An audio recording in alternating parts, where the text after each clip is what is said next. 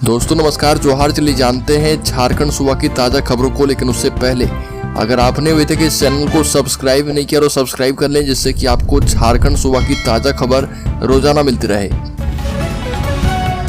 सबसे पहली खबर की बात करें तो झारखंड सहित पूरे देश में भाजपा 100 से 120 उम्मीदवारों की लिस्ट जारी कर सकती है।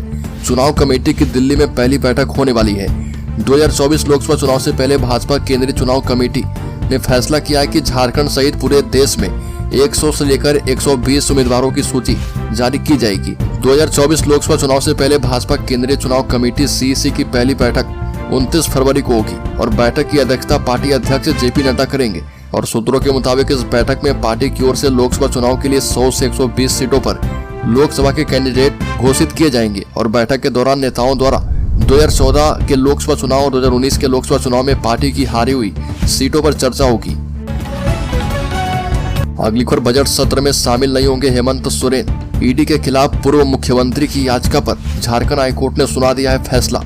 पूर्व मुख्यमंत्री हेमंत सोरेन को झारखंड विधानसभा के बजट सत्र में शामिल होने के मामले में हाईकोर्ट ने अपना फैसला सुना दिया है। न्यायमूर्ति सुजीत नारायण प्रसाद की कोर्ट ने हेमंत सोरेन को बजट सत्र में शामिल होने की अनुमति नहीं दी है और कोर्ट ने हेमंत सोरेन की याचिका को खारिज कर दिया है।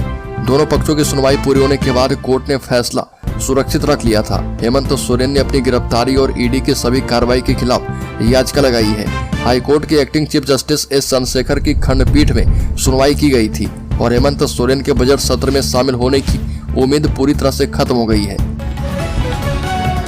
बड़ी खबर, झारखंड पहुंची राष्ट्रपति महोदया ने कहा कि झारखंड आकर लगता है कि अपने घर पर आ गई हूं। रांची सीओजे के दीक्षांत समारोह में शामिल हुई है।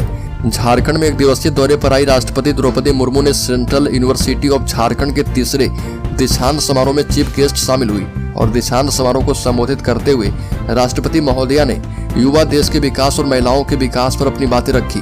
और अपने संबोधन में राष्ट्रपति द्रौपदी मुर्मू ने कहा कि बाबा बैद्यनाथ के क्षेत्र में आकर प्रसन्नता हो रही है। मैं आज उपाधि प्राप्त करने वाले विद्यार्थी को बधाई देती हूँ। अगली खबर, झारखंड राज्य कर्मचारी चयन आयोग की परीक्षा पेपर लीक मामले की जांच सीबीआई से करवाने को लेकर विपक्ष के विधायक बजट सत्र के पहले दिन से ही सदन के भीतर से लेकर बाहर तक सरकार पर हमलावर हैं और विपक्ष के विधायकों ने सदन के बाहर इस मुद्दे को लेकर खूब नारेबाजी की है। सदन के बाहर भाजपा के विधायक अनंत ओझा, ढुल्लू महतो कुशवाहा, शशि भूषण मेहता, मनीष जायसवाल, नारायण दास आदि ने खूब नारेबाजी की और भाजपा विधायकों ने गठबंधन सरकार को युवा विरोधी, महिला विरोधी, झारखंड को बेचने वाली एवं अबुआ आवास के नाम पर भ्रष्टाचार करने वाली सरकार बताया। अगली खबर, 1 मार्च को पीएम मोदी हर्ल कारखाना का करेंगे उद्घाटन। प्रधानमंत्री के आगमन की तैयारी पूरी। बता दें कि पीएम मोदी 1 मार्च को झारखंड आएंगे और यहां पर पीएम मोदी हर्ल कारखाना का उद्घाटन करेंगे। और हर्ल के प्रबंधक ने बताया कि यहां पर 1 मार्च को 10:45 पर प्रधानमंत्री जी का आगमन होगा और यहां पर कार्यरत कर्मचारी से बात भी करेंगे और इसके साथ ही पूरे प्लांट का निरीक्षण करेंगे। अगली खबर, झारखंड विधानसभा में मनीष जायसवाल ने इचाक की जमीन को मुक्त करवाने की मांग की। झारखंड विधानसभा के बजट सत्र के चौथे दिन विधायक मनीष जायसवाल ने कहा कि हजारीबाग के इचाक में भूदान की जमीन पर समुदाय विशेष के मुस्लिम लोगों ने 2 मीनार बना दिया है और यहाँ पर स्कूल है जहाँ पर धार्मिक कार्य होता है। इससे पठन पाठन बाधित हो रहा। ये भी कहा कि जमीन को समुदाय विशेष के मुस्लिम लोगों के कब्जे से मुक्त करवाई जाए और इस पर विधायक इरफान अंसारी ने कहा कि विधायक को ये बातें कहना शोभा नहीं देता। और इसके बाद थोड़ी देर दोनों में नोकझोंक हुई। अगली खबर, बजट सत्र का चौथा दिन रहा हंगामेदार। राज्यपाल के आरक्षण बिल लौटाने पर सत्ता पक्ष के विधायकों ने किया विरोध। झारखंड विधानसभा का बजट सत्र चल रहा और बता दें कि सदन के बाहर भाजपा के विधायक हंगामा करते नजर आ रहे हैं।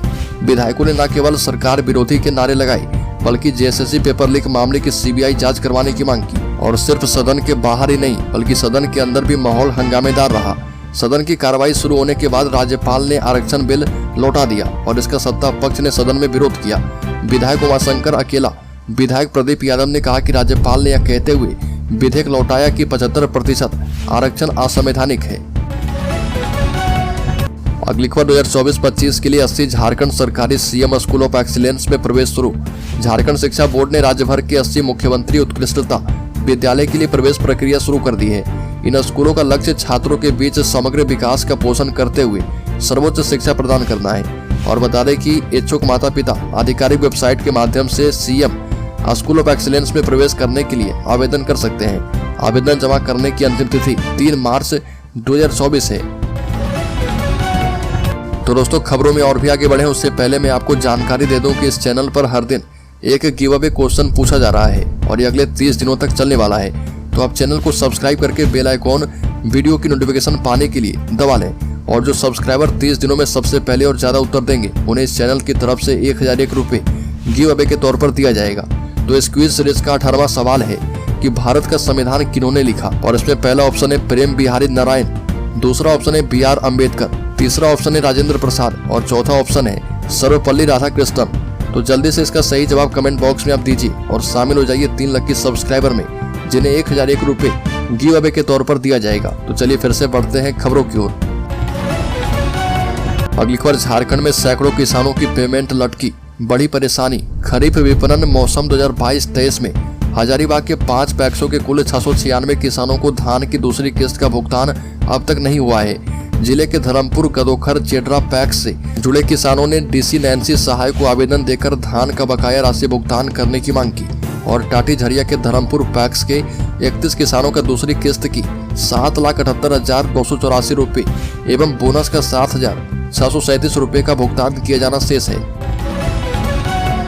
बड़ी खबर, अवैध अफीम की खेती के विरुद्ध बड़ी कार्रवाई, पुलिस ने फसलों को किया नष्ट, 4 लोगों पर प्राथमिकी दर्ज। बता दें कि दुमका से खबर आ रही, जहां पर पुलिस ने गुप्त सूचना के आधार पर जामा थाना क्षेत्र में खेत में लगी अवैध अफीम की फसल को नष्ट कर दिया है। पुलिस ने अवैध अफीम की खेती करने वाले 4 भूस्वामियों के खिलाफ प्राथमिकी दर्ज की है। जानकारी के मुताबिक जामा थाना क्षेत्र के 2 गाँव में बड़े पैमाने पर अफीम की खेती की जा रही थी, जिसे जरमुंडी SDPO संतोष कुमार के नेतृत्व में पुलिस ने दोनों गांव में छापेमारी करके अफीम के पौधे को नष्ट कर दिया। बड़ी खबर, रांची के रातू में महिला पारा टीचर से 1 लाख रुपए की छिनतई। झारखंड की राजधानी रांची के रातू थाना क्षेत्र में एक महिला सहायक शिक्षक पारा टीचर से दिन दहाड़े 1 लाख रुपए की छिनतई की गई और घटना रातू थाना क्षेत्र के फुटक टोली के समीप हुई है। रांची के हेहल जामुन टोली निवासी सहायक शिक्षिका मीना तिर्की थैले में 1 लाख रुपए लेकर जा रही थी। इसी दौरान रास्ते में बाइक सवार 2 लोग आए और झपट्टा मारकर उनका थैला लेकर फरार हो गए। अगली खबर, झारखंड में 2 मार्च से फिर से होगी बारिश, अलर्ट किया गया जारी। झारखंड में बीते 24 घंटे में पश्चिमी विक्षोभ का जबरदस्त असर देखने को मिला है।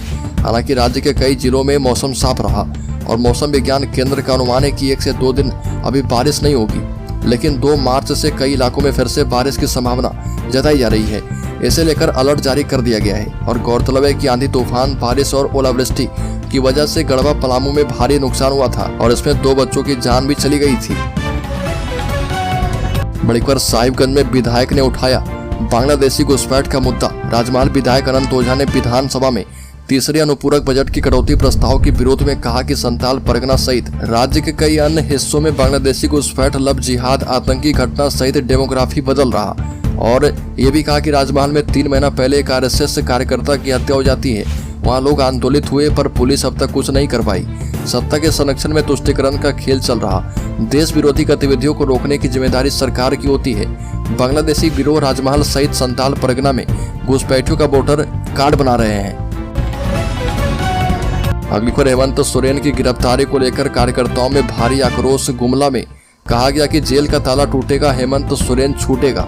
ये नारा के साथ प्रखंड मुख्यालय में झारखंड मुक्ति मोर्चा कार्यकर्ता एवं पढ़ा व्यवस्था के लोगों ने झारखंड मुक्ति मोर्चा प्रखंड अध्यक्ष अशोक खेरवार के नेतृत्व में प्रखंड मुख्यालय में पदयात्रा सह न्याय मार्च निकाला और मौके पर लोगों को संबोधित करते हुए अशोक खेरवार ने कहा कि केंद्र की भाजपा सरकार के इशारे पर मुख्यमंत्री हेमंत सोरेन जी के खिलाफ ईडी ने कार्रवाई की है, जबकि पूरे झारखंड की जनता जानती है कि जब से केंद्र में बीजेपी की सरकार बनी है तब से केंद्र सरकार झारखंडियों के साथ सौतेला व्यवहार कर रही है।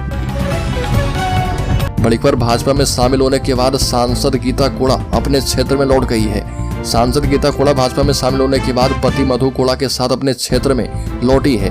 भाजपा कार्यकर्ता और उनके समर्थकों ने क्षेत्र में गर्मजोशी से उनका स्वागत किया और सांसद गीता कोड़ा ने चक्रधरपुर में भगवान बिरसा मुंडा की प्रतिमा पर माल्यार्पण किए और यहां पर भाजपा युवा नेता रूपेश साव, परमेंद्र तेवन, मंडल राकेश रंजन एवं कार्यकर्ता और उनके समर्थक मौजूद थे। गीता कोड़ा ने कहा कि इस बार झारखंड की सभी 14 लोकसभा सीटों पर पार्टी प्रत्याशी की जीत होगी और केंद्र में 400 पार आंकड़े के साथ केंद्र में पूर्ण बहुमत की सरकार बनेगी।